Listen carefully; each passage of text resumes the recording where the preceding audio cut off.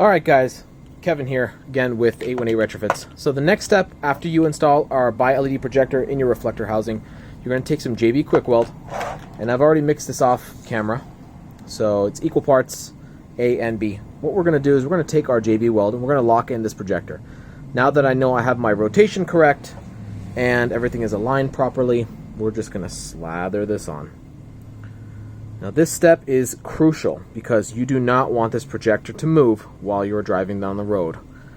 I know there are other tutorials online that show that this is not a necessary step, but this is 100% necessary for any bi-LED or bi-xenon retrofit because you do not want this to come loose. It is cheap insurance to ensure that it does not come loose on you. It's very simple, nothing too complicated here. We are going to lock, so we're going to lock in the locking nut to the reflector, the adapter plate to the reflector, and then the locking nut to the reflector itself. And then here as well, you can see this is the shaft of the projector, and we're going to lock these two together as well. So I'm just going to slather this on. Now normally, all this is seen on, this is not visible. So this is a Lincoln Navigator, a 98 to 2002 Lincoln Navigator. All of this is behind a dust cap inside the housing. So I don't, obviously we don't want it to look really low quality, but when the back of the headlight is exposed, make it look nice. This is definitely something that we like to make sure it really gets on there very well. So, and we'll deal with the wires after. I'll explain what to do it depending on how your reflector is installed. Okay, let's get a little more on there. And this is JB Quick Weld, so this goes really fast. I just want to make sure I get everything locked in tight. And if this was an exposed projector, so if this 9007 bulb was exposed, for instance, in a Ford F-150, like a 9701 F-150 or a Bronco, and this is exposed to the elements, you definitely want to make sure this is all covered up. We don't want to see any type of opening here.